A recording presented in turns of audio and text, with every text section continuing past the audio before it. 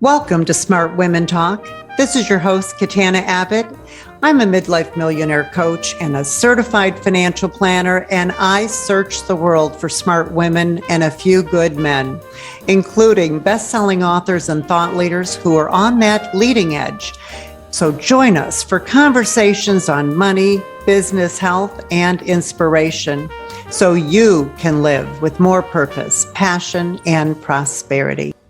Hello, everyone. This is Katana Abbott, and I want to welcome you to Smart Women Talk. Today, we are speaking with Nadine Clopton, who is the Director of Regenerative Healthcare at Rodale Institute. We are celebrating Earth Day all month, and today, Nadine and I are going to be talking about how we can heal the planet and people from the roots up. So we'll talk about what is regenerative health and what is regenerative organic farming, how it can protect our soil and our people, and how we have arrived at this climate crisis that we're in right now. And we'll also share some things that we can do about it. Nadine Clopton is the program manager at Rodale Institute, and she runs Regenerative Healthcare. And her program seeks to educate the healthcare community about food as medicine and how human health is linked to our soil health. She also managed the Grow Clean Water program, which explores the link between our watershed health and how we farm, with specific focus on how supporting regenerative organic farming or agriculture keeps harmful chemicals out of our watershed and, most importantly, off our plates. So outside of Rodale Institute, Nadine serves as NGO representative to the United Nations. Wow. Nadine, it's so exciting to have you here today. We've been planning this for a while, and it's just so great to celebrate with you with Earth Day. Thank you so much for having me, Katana. I really appreciate it. Oh, absolutely. So why don't you tell us a little bit about your thoughts about how we have disconnected ourselves from nature and how important it is to connect with nature. And if we were connected to nature, it could help us with this climate problem that we have right now. Absolutely. So you're spot on there. I think the climate crisis is really just an amplified crisis of disconnection from ecology, from Mother Earth, from our Earth's natural systems, and from each other fundamentally too. So when humans are living in a space of care and connection and are really, as I like to think of it, rooted in place, rooted in their ecology, then they're able to think in a way where they're not above an ecosystem, but rather intimately part of it. So with the climate crisis, we're seeing it exacerbated, whether by fossil fuels or by agricultural methods that are releasing more carbon into the atmosphere, and fundamentally from our consumer choices. So when we're at the store, we actually have decision-making power in how we're going to support or not a healthier climate. And really, when we're living in a space where we're more connected to our ecosystem, more connected to each other, we're supporting our local economies, supporting our local farmers, and our food has to travel shorter distances to get to us. I remember when I was studying environmental policy, we read an article about the 1,000-mile Caesar salad and how you can make a Caesar salad with ingredients that each have traveled 1,000 miles between being grown and processed and then brought back to the store and then ultimately to your house. Or you can go in your backyard, or you can go into your local farmer's market and really reduce the radius of how far your food has to travel to get to you. Yeah, it is amazing. And it all started years and years ago when they built that first railroad, the Transcontinental Railroad, and then they came up with refrigeration cars. So let's talk a little bit about this idea then of getting our food locally and what that means. Talk about that. Yeah, definitely. Supporting small and diversified farms, they're really the backbone of how we feed our population's nutrient-dense food. And when we are farming in a way where we're just monocropping with corn and soy and wheat, that's what's heavily subsidized in this country. We're really not, you can have a place that is surrounded by farm fields, but is actually a food desert. And you look at a lot of places in the Midwest where You're surrounded by corn, you're surrounded by soy, and yet there's nothing to eat. And there's no grocery stores where you can go get dense food, whether that's organically grown food or not. You're not even able to get to vegetables. So I think we're really needing to shift the paradigm of how we think about food. And rather than looking at how can we grow more corn and soy, it's really how can we support these smaller local farmers that are growing a diverse array of vegetables? How can we encourage them to farm in a way that is better for the planet, healthier for the soil? So minimizing synthetic inputs like pesticides, herbicides, fungicides, and fertilizers that ultimately research is showing has a downstream impact on our health. So when we're able to kind of shrink the radius of where food comes from, it becomes a lot more tangible to think about.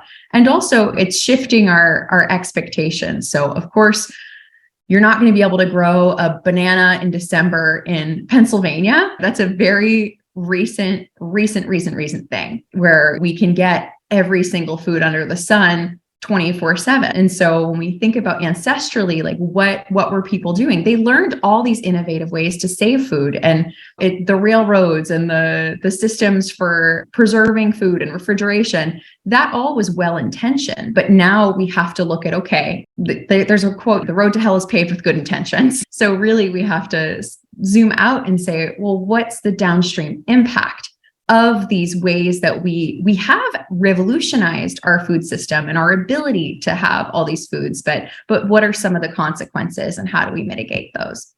So give us some consequences of us getting all the produce from all over the world. I remember I met a gal on a cruise ship who was organic farming in Peru, but she said it had to go through the Panama Canal. And once it went through the Panama Canal, it had to be sprayed so that it was no longer organic, right?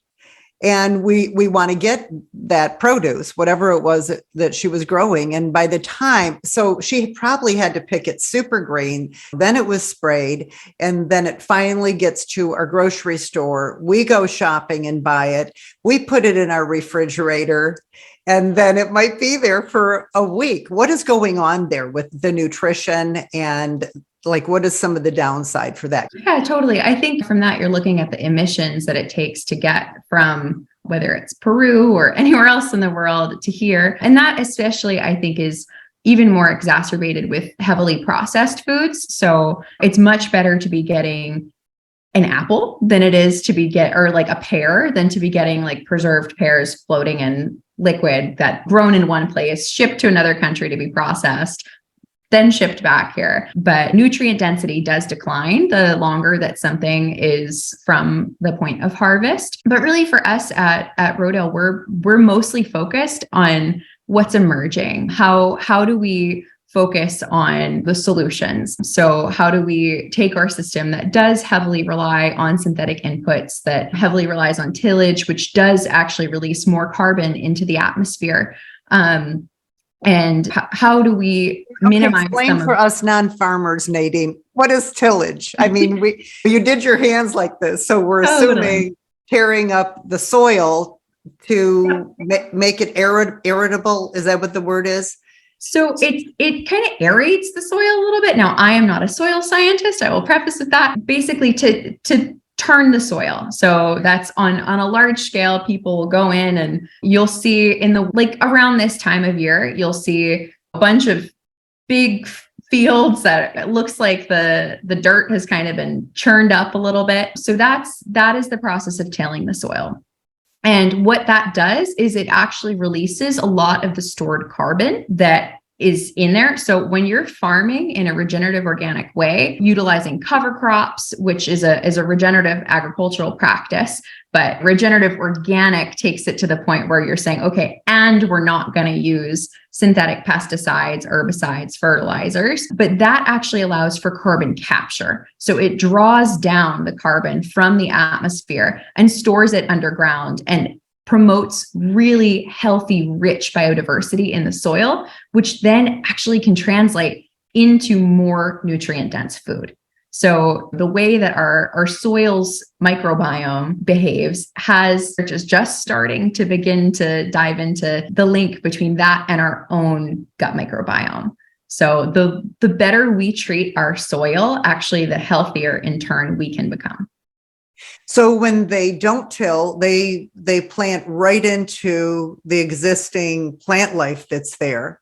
It's more nutrient rich. And that means the plants are going to be healthier that we're eating. Do they need to spray them as much with chemicals or with fertilizers, or does that reduce the amount of chemicals and fertilizer they need? I'm curious. Totally. So in an ideal system, you wouldn't need those chemical inputs anymore.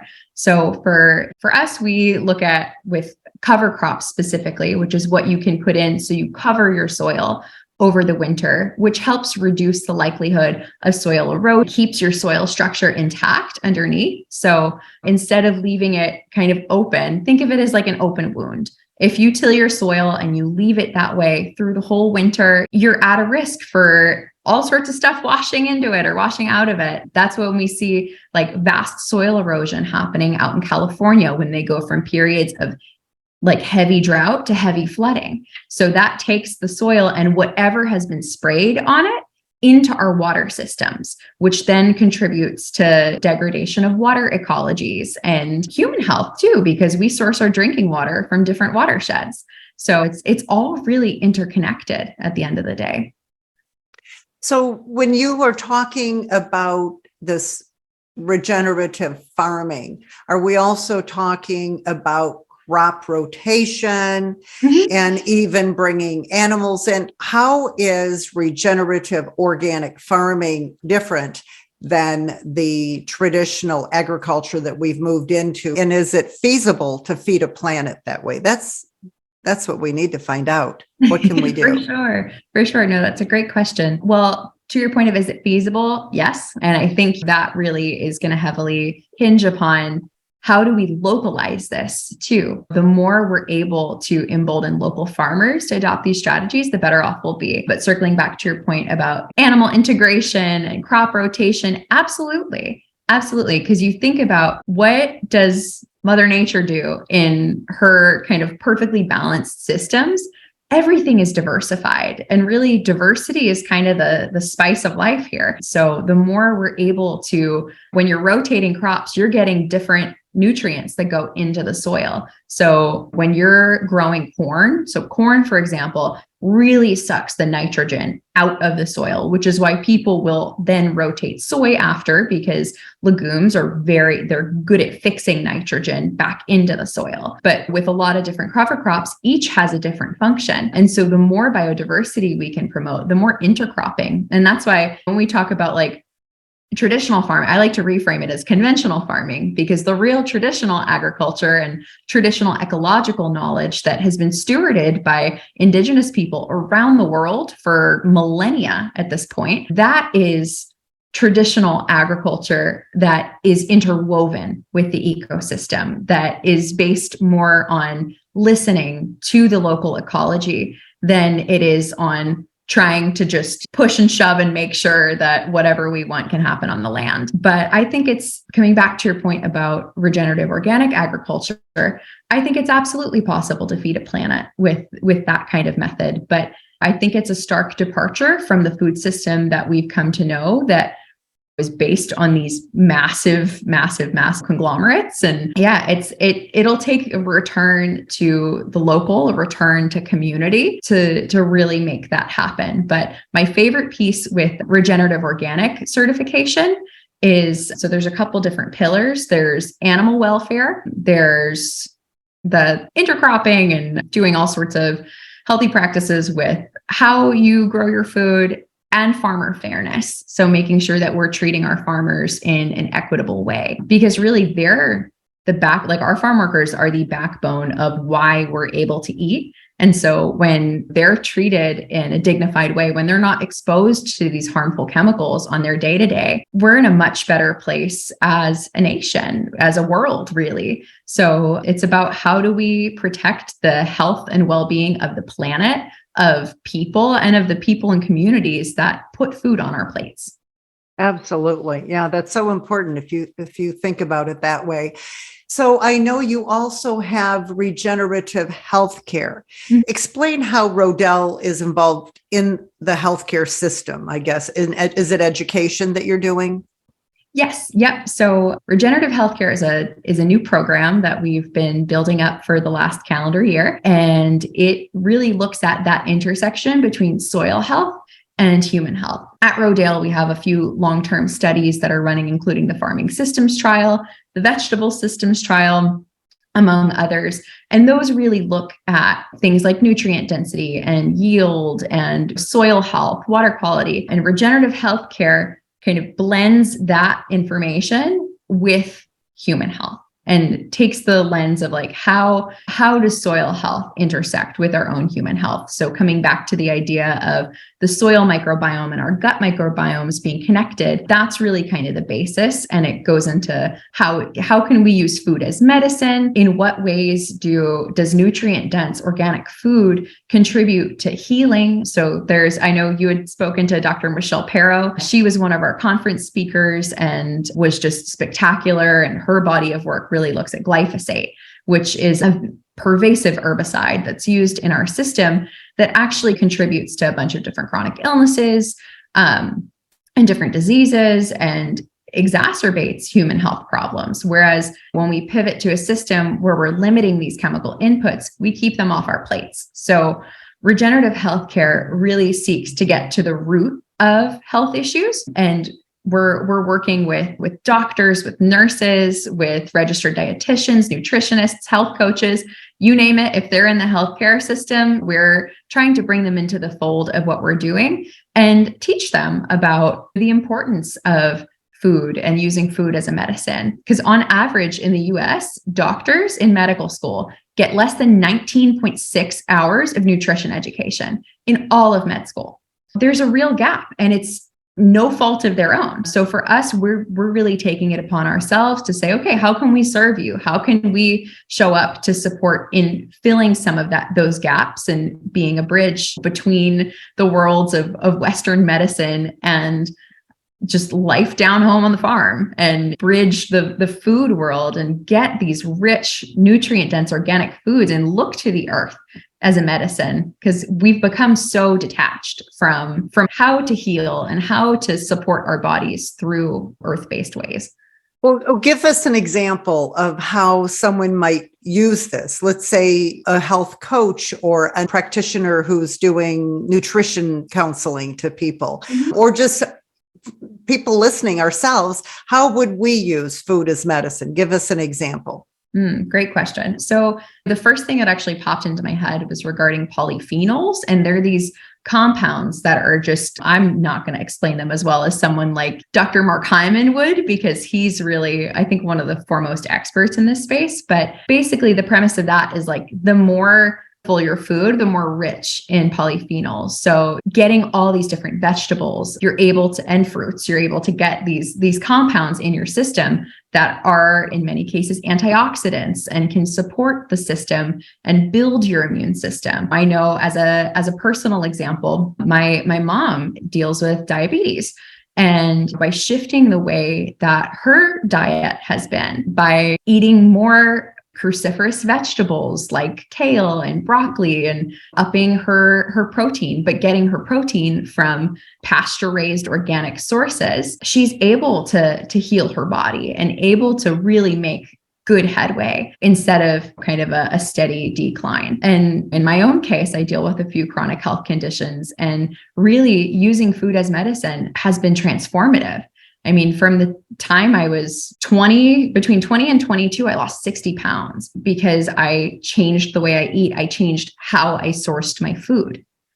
And it's not like I added in an intense workout regimen, but that was only because I was working with a doctor who practiced functional medicine. So he knew how to give me the roadmap for, hey, I'm seeing you're deficient in zinc. How about you eat more pumpkin seeds? How about you get oysters in your diet? Which for someone who did not like shellfish, I was like, I'll take the supplement. But Did you start eating oysters? Only very, very recently. It's it's cheaper to supplement with them. But pumpkin seeds, also very rich in zinc, are like for vitamin A. How can you add more like carrots to your diet? So just really thinking about how can we turn to nature. So not just a carrot, but an organic carrot. What's the difference?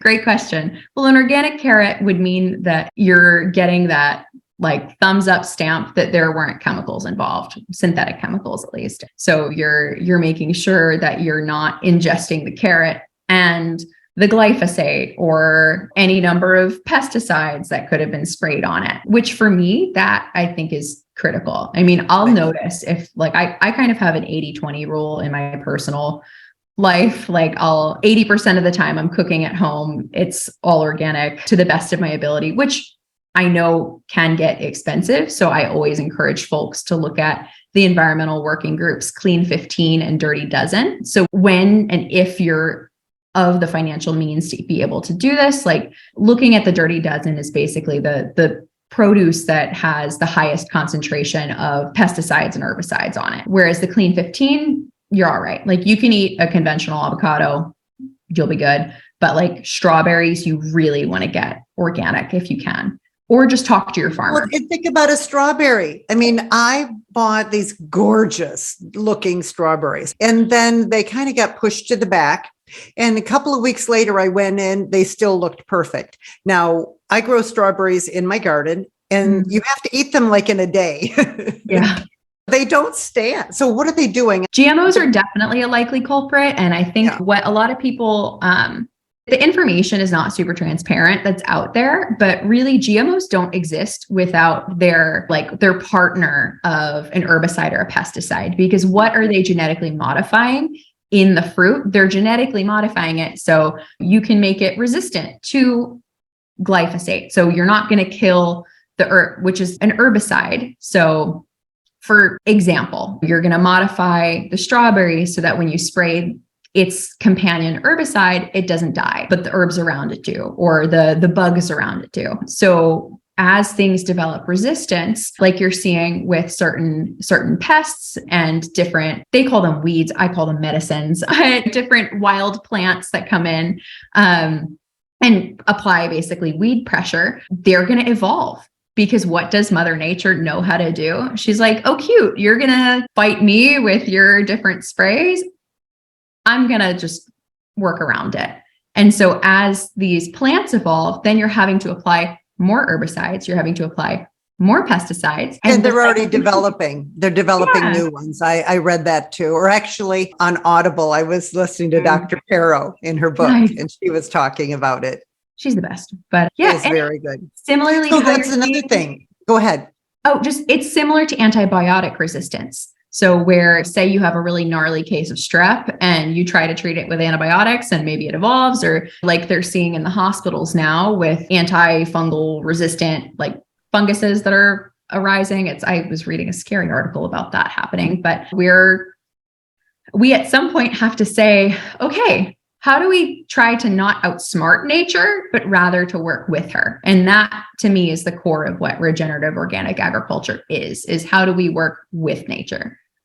I understand you have some resources that are free that we can come to your website and we can learn. And you also have a course too. You have an educational course that people can access. Can you tell us about that so people can learn more? Because I'm sure people are listening and want to take action at this point.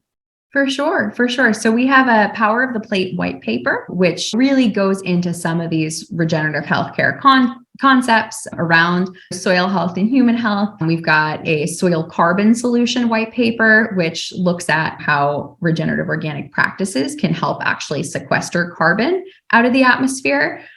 We've got a whole bunch of online, just like courses and recordings. So there's a regenerative organic consumer course, which is free for everyone to take. And I would encourage you, if you're interested in learning more about food as medicine, soil health, and human health, this offering is paid, but we have recordings of our first ever regenerative healthcare conference, which took place last October. We have over 13 hours of lectures from some of the foremost luminaries in the space, talking about food as medicine, about the soil health, human health connection, and really how to take charge of your own health, whether you're a physician or just someone at home passionate about it. That's all in there. So I'd encourage everyone to check that out. And I can also provide Katana with a discount code for her viewers. Okay, wonderful, wonderful. Okay, well, thank you so much for being here today. Springtime is here. We're going to have people wanting to farm in their yards. And I know we have some organic farmers that are watching the show. They told me they'd be watching to learn more. So it's been so wonderful to have you here. Oh, it's been wonderful to be here. Thank you so much for having me. And give the website. Oh, yes, rodaleinstitute.org. So Rodale, and spelled RODALE institute.org. Perfect. Okay, great. Okay, Nadine, thank you so much. And we will connect with you again. All right. Thank you. Happy Earth Month. Yes. And happy Earth Day and Earth Month. All right, everyone. Thanks so much for being here today to celebrate Earth Day. And let's do our part to make the world a better place. And until our next show, go out and live with more purpose, passion, and prosperity. Smart Women Talk is brought to you by Smart Women's Empowerment, a 501c3 nonprofit project of United Charitable. Music by Bill Lucas from his album, When It Rains. Available on Apple Music and Spotify. Catch us wherever you listen to your favorite podcast. And be sure to join our free community at joinsmartwomen.com to access all our free Smart Women resources.